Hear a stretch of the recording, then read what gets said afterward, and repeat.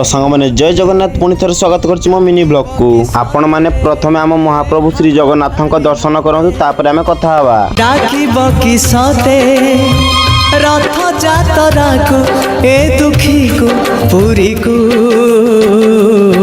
मु चिठी लिखिची मो नीलमणि को मु चिठी लिखिची मो नीलमणि को